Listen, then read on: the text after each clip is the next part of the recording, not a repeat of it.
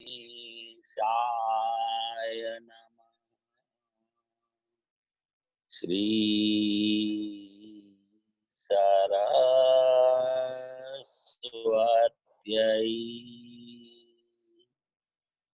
नमः। श्री गुरुभ्यो नमः।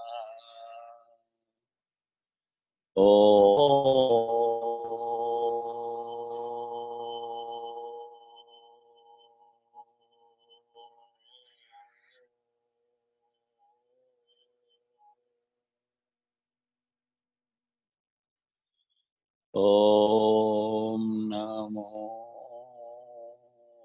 भगवते वासुदेवाय।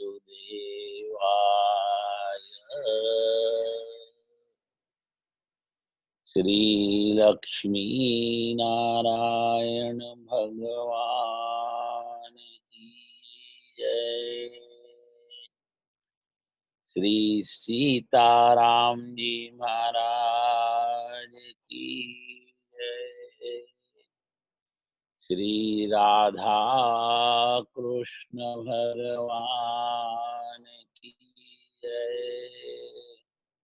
श्री हनुमान जी महाराज की जय। सद्गुरु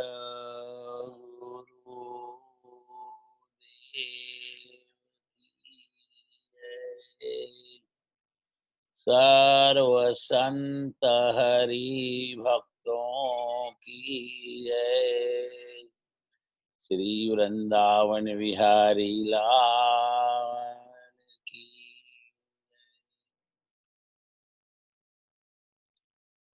परमात्मा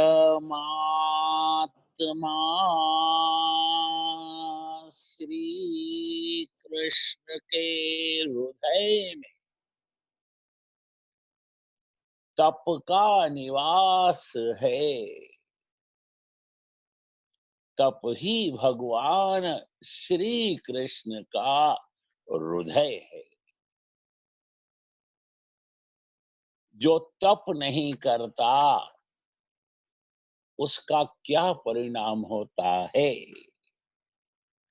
तप शब्द को उल्टा करो तो पत होता है, उसका पतन हो जाता है। सत्यलोक में इतने बड़े जगत की रचना करने के बाद 84 लाख प्राणियों को उत्पन्न करने के बाद 10 दिक्पाल, 8 लोकपाल, 33 कोटि देवता, अश्वनी कुमार, वसु, रुद्र, आदित्य, मरुद गणों को उत्पन्न करने के बाद वे ब्रह्मा जी सत्यलोक में एक हाथ में माला लेकर, एक हाथ में वेद धारण करके और एक हाथ में कमल पुष्प धारण करके भगवान आदि नारायण परम पिता परमात्मा के स्वरूप का ध्यान करते हैं। अष्टाक्षरी महामंत्र का जप करते हैं। ओम नमो नारायणाय, ओम नमो नारायणाय। जगत नियंता, जगत पिता, वेद गर्भ, हंस वाहन, सावित्री पते ब्रह्मा जी सत्यलोक में तप करते हैं। वैकुंठ में नारायण जो प्राणी मात्र का पालन पोषण रक्षण करते हैं, जो भोग और मोक्ष के दाता हैं, जो लक्ष्मी के पति हैं,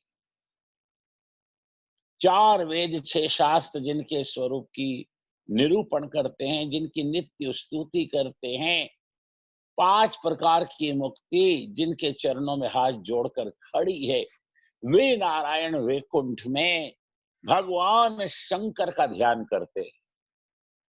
पंचाक्षरी महामंत्र नमः शिवाय, नमः शिवाय, नमः शिवाय जप करते हैं, तप करते हैं। जो लक्ष्मी का पति है उसको तप करने की क्या जरूरत है? बोलो, किसी के पास 1-2 अरब रुपया आ जाए, वो शांति से ध्यान करेगा, तप करेगा, तीर्थ सेवन करेगा? बोलो, नहीं करेगा। उसको संपत्ति का यही अहंकार रहेगा, मेरे पास अपार पैसा है, संपत्ति है, मैं चाहे जो कर सकता हूँ। हमारे सनातन धर्म में धन को साधन माना है। धन साध्य नहीं, साध्य एक परमात्मा नारायण। वे नारायण वैकुंठ में भगवान आशुतोष ओढ़रदानी विशंभर विश्वनाथ शंकर का ध्यान करते हैं। नमः शिवाय, नमः शिवाय, नमः शिवाय पंचाक्षरी महामंत्र का जप करते हैं। भगवान शंकर कैलाश में जहां 18-18, 20-20 फीट बर्फ जम जाती है शीतकाल में, वो भगवान आशुतोष ओढ़रदानी, वो भगवान श्री रामचंद्र जी का ध्यान करते हैं। शिव के इष्ट हैं राम जी, वो सतत विजय मंत्र का जप करते हैं। श्री राम जय जय राम। ब्रह्म विद्या अन्नपूर्णा पार्वती जिनके चरणों की दासी है, ध्यान दो। राम जिसके हृदय में बैठे हैं वे शिव। देवताओं के खजांची कुबेर भंडारी उनके मित्र हैं। देवताओं की सेना के सेनापति कार्तिकेय स्वामी जिनका दूसरा नाम स्कंद है, वो उनके बड़े पुत्र है। और देवसेना नाम की षष्ठी माता, बालक होता है, अपन छठी पूजा करते हैं कि नहीं, और षष्ठी पूजा के दिन बेमाता उस बालक का भाग्य लिखती है, उसको विधात्री कहा, उसको षष्ठी माता कहा, उसको देवसेना कहा। वो कार्तिकेय स्वामी की अर्धांगिनी है। छोटे पुत्र हैं विघ्नहर्ता गजानन, जो सिद्धि और बुद्धि के पति, जो लाभ और शुभ के पिता हैं।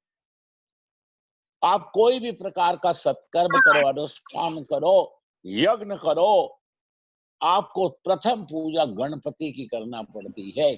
गणपति अनादि ब्रह्म है। छोटे पुत्र गणपति महाराज हैं। शिव जी के मस्तक पर ज्ञान गंगा है, मस्तक पर चंद्रमा है जिसमें अमृत है। शिव जी को जगत गुरु की उपाधि है। भागवत जी के चतुर्थ स्कंद के धर्म प्रकरण में व्यास नारायण ने वर्णन किया है, कस्तम चराचरम गुरुम निर्वैरम अति शांत स्वरूपम। शिव जगत गुरु है, ज्ञान वैराग्य भक्ति के दाता भगवान शंकर है।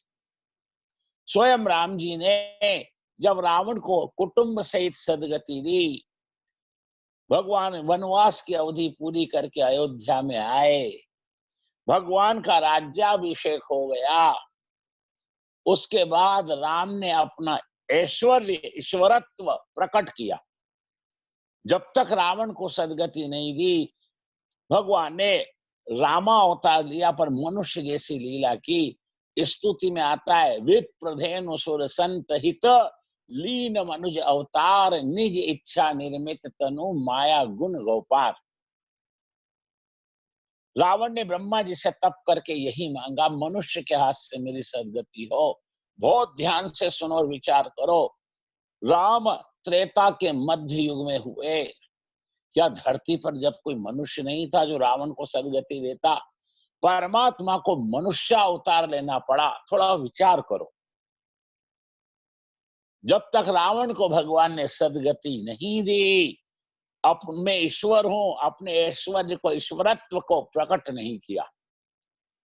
और जब राज्याभिषेक हो गया, फिर एक दिन तीनों माताओं को, तीनों भाइयों को, सारी अयोध्या की प्रजा को, भरत खंड के साधकों को, सिद्धों को, ऋषियों को, कुल गुरु वशिष्ठ, विश्वामित्र, मंत्री परिषद में 3 ऋषि थे, अत्रि, जबाली, वामदेव, सबको बुलाया। और राम जी जब विराजमान हुए तो हाथ जोड़कर सबसे कहा, जो मोहे अनुचित भाखो भाई, बड़ जियो मोही भय बिसराई। अगर आप मेरे को अनुचित देखो, धर्म विरुद्ध कोई क्रिया कर्म करते हुए देखो, तो भय नहीं रखना, मेरे पे गर्जना करना। जैसे एक अबोध बालक जब शरारती होकर उदंडता करता है, तो माता उसको कैसा डांटती है, ऐसे। जो मोहे अनुचित भाखो भाई, बड़ जियो मोही भय बिसराई। अब वो रहस्य खोलते हैं। और ही एक गुपत मत सब ही कहूं कर जोड़, शंकर भजन बिना नर भक्ति ना पावे मोर। जिसको मेरी भक्ति चाहिए उसको शिव जी के चरण पकड़ना चाहिए। शिव ज्ञान भक्ति वैराग्य के दाता है। शिव समान दाता नहीं, पार्वती समान माता नहीं। आगे सावधान किया, मम द्रोही शिव जी भगत, शिव द्रोही ममदास, सो नर अवश्य करहिए घोर नरक मावास। राम जी ने कहा, अगर मेरा द्रोही हुआ और शिव जी का भक्त हुआ तो उसको मैं अपने चरणों में, अपने धाम में ले लूंगा। लेकिन शिव द्रोही अगर मेरा भक्त हुआ तो उसको नरक में जाना पड़ेगा। मम द्रोही शिव जी भगत, शिव द्रोही मम दास, सो नर अवश्य करेंगे घोर नरक मावास। शिव जी का सामर्थ्य होता है, भाव ही मेट सके त्रिपुरारी। विधाता के लेख को भगवान शंकर मिटा सकते हैं। भगवान आशुतोष ओढ़र दानी है, भगवान मृत्युंजय, भगवान पशुपति हैं, भगवान महाकाल है।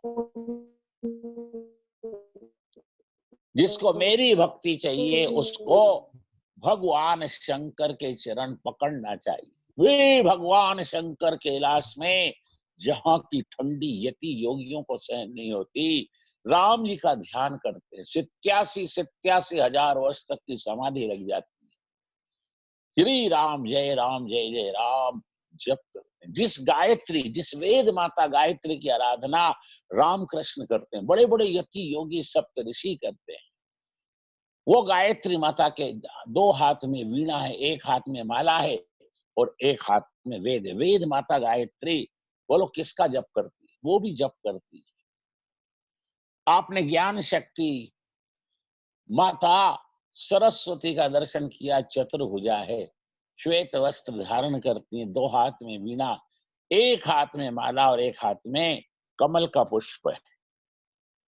विज्ञान शक्ति वे माता सरस्वती भगवान के स्वरूप का ध्यान करते हुए भगवान श्री कृष्ण की शरण लेती है। श्री कृष्ण शरणम मम, श्री कृष्ण शरणम मम। माता सरस्वती तप करती है। तप बल विधि प्रपंच करे नाना, तप बल विष्णु सकल जगत राता, तप बल शंभु करई संहारा, तप बल शेष धरे मही भारा, तप आधार सब सृष्टि भवानी। रामचरितमानस की ही चौपाई। तप की शक्ति से इतना बड़ा जगत ब्रह्मा बनाते हैं, 84 लाख प्रकार के प्राणियों को उत्पन्न करते हैं, 10 दिक्पाल, 8 लोकपाल, 33 कोटि देवताओं को प्रकट करते हैं। तप की शक्ति से विष्णु भगवान अणु से लेकर सुमेरु, चीटी से लेकर ब्रह्मा, प्राणी मात्र का पालन पोषण जल रूप में करते हैं। तप की शक्ति से भगवान शंकर, जब भगवान श्री राम जगत में प्रलय का संकल्प करते हैं तो तमोगुण को अंगीकार करके जगत में प्रलय कर देते हैं। तप बल शंभु करई संहारा, शेषनाग के 1000 मस्तक हैं, रसातल में शेषनाग बैठे हैं, उनके 1000 मस्तक में से एक मस्तक पर इस धरती सरसों का आधा कटा हुआ दाना है, उसको धारण करते हैं। ये तप की शक्ति है। तप ही भगवान श्री कृष्ण का हृदय है। रोज थोड़ा भी आपको तप करना चाहिए। स्वर्ग में पुण्यात्मा है, देवता है, देवराज इंद्र है। स्वर्ग भोग भूमि है। स्वर्ग में पुण्यात्मा जाता है सत्कर्म करके, जप करके, तप करके, तीर्थ करके। वो पुण्य का फल स्वर्ग में जाकर अलौकिक भोगों को भोग कर उस पुण्य का सर्वनाश कर देता है। मुफ्त में कुछ नहीं मिलता। स्वर्ग में वही जा सकता है जिसके पास पुण्य रूपी पूंजी हो। और जहां उस पुण्य आत्मा के पुण्य खत्म हुए कि इंद्र के सेवक उसको धक्का दे देते हैं मृत्यु लोक में। शास्त्र का, वेद का निर्णय है, क्षणम पुण्यम मृत्यु लोके वसंती। नरक में पापात्मा, दुष्टात्मा, अनाचारी, दुराचारी, व्यभिचारी, अत्याचारी, पापाचारी, पशु, मनुष्य जो धर्म विरुद्ध कर्म करते हैं, जो पंच विषयों को पाप करके भोगते हैं, उन पापों का फल नरकों में भोगते हैं। हर पाप का एक नरक निश्चित है। हर नरक में उस पाप का वो कितने समय तक दंड भोगेंगे ये भी निश्चित है। देवी भागवत में यम सावित्री संवाद के अंतर्गत जितने पाप उतने नरकों का बहुत विस्तार से व्यास जी ने वर्णन किया। देवी भागवत उपपुराण है, पढ़ो। शास्त्र की शरण लेना चाहिए। शास्त्र किसको कहते हैं? जो हित का शासन करे उसको शास्त्र कहते हैं। शास्त्र सम्मत आचार ही सदाचार। आजकल के लोग शास्त्रों की शरण नहीं लेते। कल युग अर्थ युग है, इसमें अर्थ और काम प्रधान है। अर्थ का उपार्जन, कामनाओं की पूर्ति में ही सारे लोगों का जीवन निकल जाता है। नरक भी भोग भूमि है। नरक में दुष्टात्मा, स्वर्ग में पुण्यात्मा। पाप और पुण्य का फल भोगने जीव कभी नरक में कभी स्वर्ग में जाता है। पाप और पुण्य दोनों बंधन करते हैं। अंतर इतना है, पुण्य सोने की बेड़ी है, उसका फल भोगने स्वर्ग में जाओ, और पाप नरक की बेड़ी है, उसका फल भोगने नरक में जाओ। पाप लोहे की बेड़ी है, उसका फल भोगने नरक में जाओ। परमात्मा पाप और पुण्य से परे। तप करो। सोने में अगर खोट है तो सोने से अगर उसको कुंदन बनाना है 24 कैरेट का, तो क्या किया जाता? उसको अग्नि में तपाया जाता है। सोने की उत्पत्ति अग्नि से हुई। अग्नि के संपर्क में सोना आने पर उसमें जितना भी यानी मेल है, जैसे जो जितना सुंदर जेवर बनता है सोने का, उसमें उतने अधिक टाके तांबे के लगते हैं। तांबा खोट है। आप जब सोना लेकर जेवर बनाते हो तो सुनार क्या कहता है? 1 ग्राम की बनवाई 200 रुपए। और जब वो सोने का जेवर बेचने जाते हो तो क्या कहता है? ये 10 ग्राम का कंगन है, इसमें 1 ग्राम खोट है, मैं 1 ग्राम के पैसे काट के 9 ग्राम के पैसे दूंगा।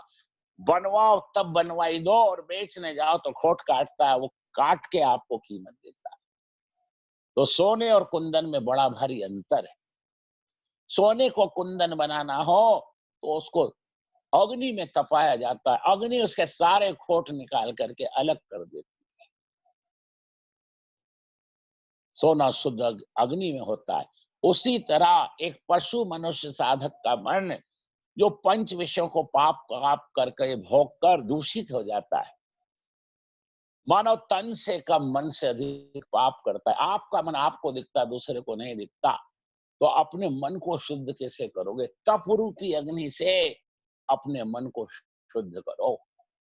जिस तरह कुम्हार मिट्टी के बर्तन बनाता है, मिट्टी को गीली करता है, अनेक प्रकार के बर्तन बनाता है, फिर उनको धूप में सुखाता है।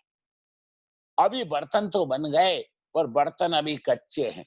कच्चे बर्तनों को पकाने के लिए कुम्हार लकड़ी का, कोयले का, ध्यान दो, कंडों का एक आवा लगाता है, बड़ा भारी आग लगाता है, जगरा लगाता है, उसमें उन बर्तनों को पकाता है।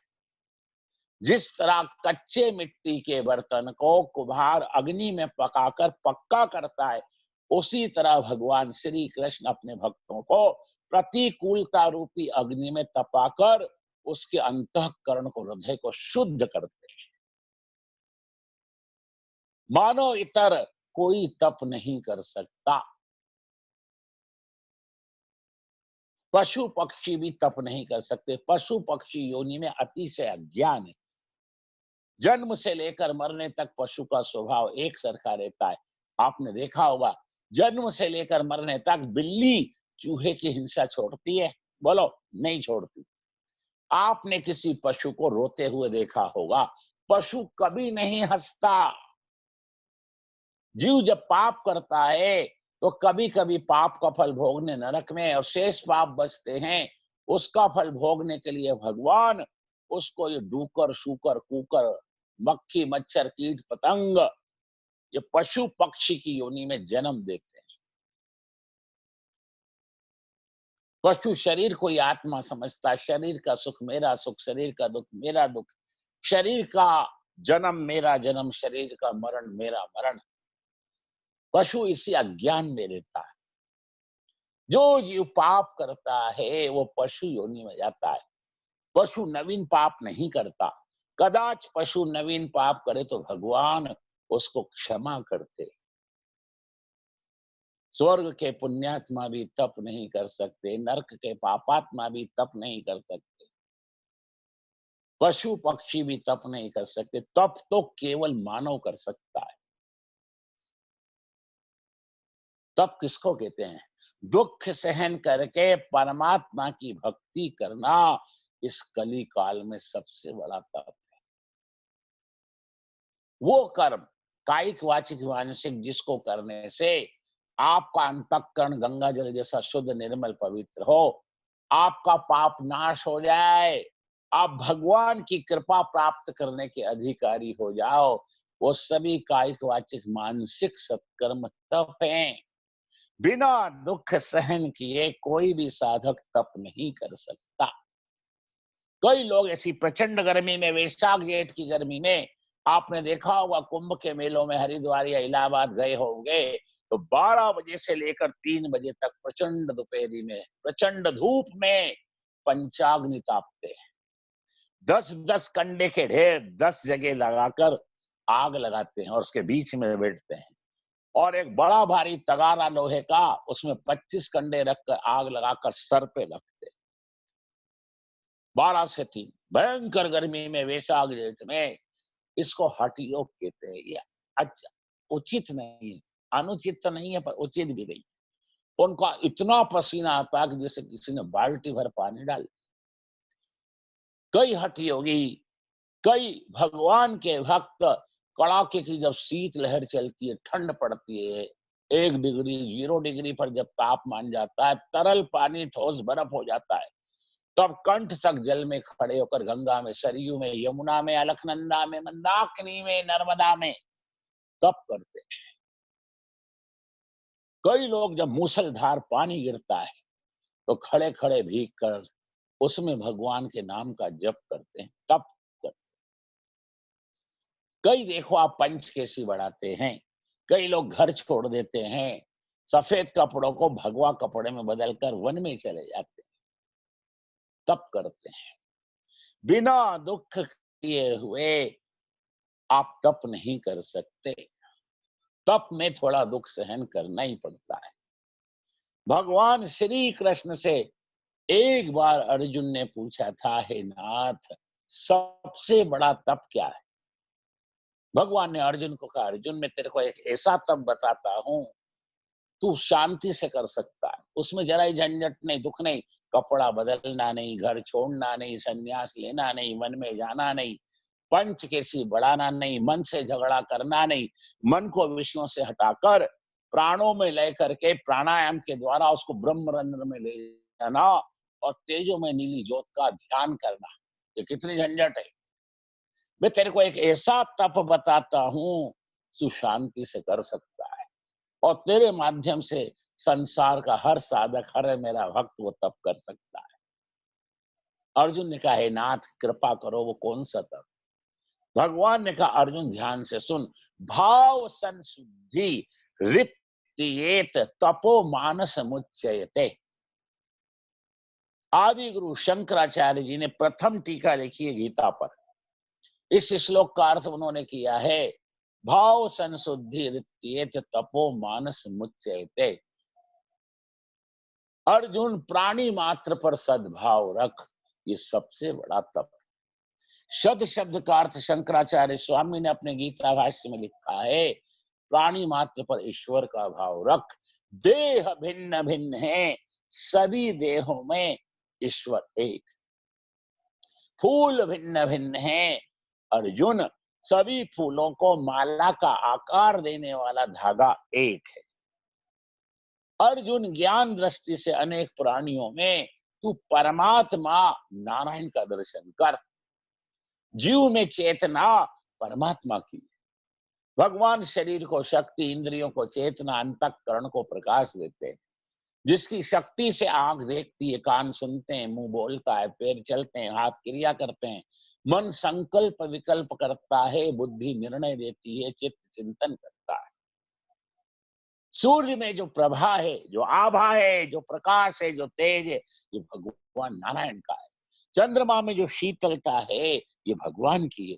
जल में रस रूप से भगवान, अग्नि में तेज रूप से भगवान, फूल में सुगंध रूप से भगवान, बीज में वृक्ष रूप से भगवान। अर्जुन जीव जीव का साथ छोड़कर एक दिन चला जाता है। परमात्मा नारायण कभी किसी जीव का साथ नहीं छोड़ते। जीव के साथ 24 घंटे 32 घड़ी भगवान लेते हैं। जीव जब कुसंग से, संग दोष से, द्रव्य दोष से, काल दोष से, कारण दोष से, निमित्त दोष से पाप करता है और उस पाप का फल भोगने जब नरक में जाता है, भगवान नरक में भी आते हैं। क्यों? कि ममो ममे वांशो जीव लोके जीव भूत सनातन। अर्जुन, किसी भी योनि का कोई भी जीव हो, मेरा अंश है, जीव मेरा है। मोर मोर सब कोई कहत, बंधु मचावत शोर, पर मोर पंख वाले प्रभु कहूं नाथ अब मोर। सब कहते हैं मेरा है, मेरा है, मेरा है। उस समय काल हंसता है। जब तक इसके शरीर में आत्मदेव है, ये मिथ्यावादी लोग इसके ऊपर अपना अधिकार रखते हैं। ये मेरा है, ये मेरा है। जिस दिन आत्मदेव शरीर में से निकलेंगे, घर के लोग कहेंगे जल्दी करो, वजन बढ़ जाएगा, रात काली हो जाएगी, जल्दी करो, सारी रात कैसे निकालेगी, जल्दी करो। मोर मोर सब कोई कहत, बंधु मचावत शोर। ऐसी भक्ति करो कि भगवान मोर पंख वाले श्री कृष्ण कहे ये मेरा है, तब आपका बेड़ा पार है। जीव किसी जीव का अंश नहीं, जीव जड़ माया का अष्टधा प्रकृति का अंश नहीं, आप भगवान के अंश हो। अपने स्वरूप को कभी भूलना नहीं। इस संसार में आपका कुछ भी नहीं है, ध्यान दो, सब भगवान का है। जीव तन का मालिक नहीं, वो धन का मालिक कैसे? फिर वो मिथ्या अहंकार क्यों करता है? अभी भगवान हुक्म करें तो इस पंछी को इस पिंजरे से उड़कर जाना पड़ेगा कि नहीं? कोई कह सकता है इस घर में, इस पिंजरे में मैं पंछी 50 साल से 60 साल से रहता हूं, उसके ऊपर मेरा अधिकार हो गया? बोलो। पानी जैसा बुदबुदा असमानुष की जात, होते ही छिप जाएगा जो तारा प्रभात। कबीर दास कहते हैं, जल की एक बूंद से माँ के गर्भ में ये इतना बड़ा 6 फीट 80 किलो का शरीर बना 9 महीने में। ध्यान दो, जब आप आपकी माँ के गर्भ में पहली रात्रि को आए थे, आपका स्वरूप क्या था? ये सांख्योग का प्रश्न है। ध्यान दो, सुई की नोक के अग्रभाग का 10,000वां हिस्सा। ध्यान दो, पिता की एक बूंद बिंदु से, माँ के रज से, गर्भाशय में ये पंचभूत 24 तत्व का स्थूल शरीर 9 महीने में बना है। ध्यान दो, जो बना है वो बिगड़ेगा, जो जन्मा है वो मरेगा। जो तन का मालिक नहीं तो फिर वो धन का कैसे हुआ? क्यों मिथ्या अहंकार करता है? आपका क्या है, थोड़ा विचार करो। 3 लोक 14 भुवन, 7 दीप 63 खंड की धरती में, अनंत ब्रह्मांडों में आपका अगर कोई है तो केवल परमात्मा आपका है। ध्यान दो, राम सुखदास जी क्या कहते थे? हे नाथ, है मेरे नाथ, मैं आपको भूलू नहीं। हे नाथ, सिर्फ मैं आपका हूं और आप मेरे। ये बोध हमेशा बना रहे। वृंदावन में एक महान संत हो गए, गुरु शरणानंद जी। जन्म से ही वो सूरदास थे, वो भगवान का साक्षात्कार कर चुके थे। शरणानंद जी महाराज, मानव सेवा संध आश्रम है वृंदावन, आनंदमयी माँ के आश्रम के पास, बिल्कुल रोड पर।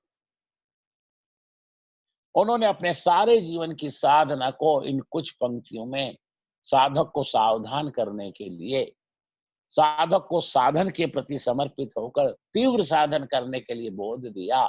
आप भी सुनिए। सिर्फ मेरे भगवान है, मैं भगवान कहूंगा कि सब भगवान का है।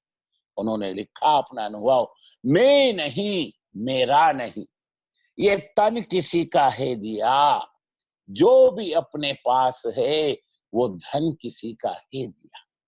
देने वाले ने दिया, उसने दिया किस शान से, लेने वाला मेरा है, यह कह उठा अभिमान से। मैं मेरा ये कहने वाला मन किसी का है दिया, मैं नहीं, मेरा नहीं, ये तन किसी का है दिया। ध्यान दो, अब क्या कह रहे हैं? जो दिया वो साथ अपने, या जो दिया वो पास अपने, रह कभी सकता नहीं। कब बिछड़ जाए ये कोई राज कह सकता नहीं। जिंदगानी का खिला मधुबन किसी का है दिया, मैं नहीं, मेरा नहीं, ये तन किसी का है दिया। जो भी अपने पास है वो धन किसी का है दिया। अब क्यों दिया, इसका क्या सदुपयोग है वो भी कहा। जग की सेवा खोज अपनी, प्रीत प्रभु से कीजिए, जिंदगी का राज है यह जानकर जी लीजिए। साधना की राह पर साधन किसी का है दिया, मैं नहीं, मेरा नहीं, ये तन किसी का है। समझो इसको, गागर में सागर नहीं, बूंद में सागर भर दिया शरणानंद जी। जिस शरीर से आप इतना श्रम करके इतना सब कुछ लौकिक संपदा, लौकिक पद पदार्थ बसाते हो, इस शरीर भी तो यहीं छोड़ जाता है। धन बिस्तर में साथ छोड़ता है, पत्नी सड़क तक, परिवार के लोग शमशान तक, शरीर चिता तक। असली यात्रा तो शमशान से आगे है। आपके साथ कौन जाएगा, थोड़ा विचार करो। भगवान ने ये मानव शरीर आपको दिया है, तो इसको अदृष्ट प्रारब्ध का भोग भोग कर नाश करो। प्रारब्ध से जो संसार सुख, इंद्रिय सुख, द्रव्य सुख की अनुकूलता मिले, उसमें संतोष मानो और दुख सहन करके भगवान की सतत तीव्र भक्ति करो। भगवान ने अपनी प्राप्ति के लिए आपको ये मानव शरीर दिया है। तुलसीदास जी इसकी वंदना करते हैं, बड़े भाग मानुष तन पावा, सूर्य अरे देवता सूर दुर्लभ सद ग्रंथन गावा। मानव जीवन का लक्ष्य है केवल परमात्मा की प्राप्ति, और परमात्मा बिना तप के नहीं मिलते। इस संसार के पहले दंपत्ति हैं स्वयंभू मनु और शत्रुपा रानी। कैसा ग्रस्त आश्रम है। वो ब्रह्मा की आदि सृष्टि में पहले सदग्रस्त हैं। 5 संतानें हैं, आकुति, देवहूति और प्रसूति। 2 पुत्र हैं, उत्तानपाद और प्रिव्रत। मनु की इस 5 संतान से सारा जगत भर गया। हम मनु की संतान होने से मानव कहलाते हैं, मनुष्य कहलाते हैं। इतना अनुकूल ग्रस्त आश्रम, 7 द्वीप 63 खंड के सार्वभौम चक्रवर्ती सम्राट मनु महाराज थे। वे मनु महाराज जब चौथा आश्रम आया, प्रथम काले न अर्जितम विद्या, द्वितीय काले न अर्जितम वित्तम, तृतीय काले न अर्जितम पुण्यम, चतुर्थम किम करिष्यते। उन्होंने वानप्रस्थ आश्रम की दीक्षा ली और पत्नी शत्रुपा के साथ आदि गंगा गोमती के तट पर नैमिषारण्य में आए। आए नृप धेनुमति तीरा, ज्ञान भक्ति जिमि धरहि शरीरा, 12 अक्षर मंत्र जप ही सहित अनुराग। ओम नमो भगवते वासुदेवाय, इस महामंत्र का जप उन्होंने 23,000 वर्ष तक किया। ध्यान दो, साधारण सत्कर्म से, साधारण भक्ति से पाप का नाश नहीं होता। अंतःकरण शुद्ध कैसे होगा, भगवान कैसे मिलेंगे, आवागमन से छोड़कर आप नित्य लीला में कैसे जाओ। 10,000 वर्ष तक मनु और शत्रुपा ने जल और फल लेकर तप किया। 7,000 वर्ष तक केवल जल पिया, फल खाना छोड़ दिए। और फिर 6,000 वर्ष तक केवल एक बार रोज गोमती गंगा में स्नान करते और ध्यान करते और ये 12 अक्षर महामंत्र का जप करते। उनके पास तीनों देवता बार बार आए, विधि यानी ब्रह्मा, हरि यानी विष्णु हर यानी शंकर, विधि हरि हर आए बहुबारा, उन्होंने आंख नहीं खोली। जब तक मेरे भगवान लक्ष्मी नारायण नहीं आएंगे मैं आंख नहीं खोलूंगा। असुर बस भगवान को आना पड़ा। भगवान ने कहा, हे मनु आंख खोल।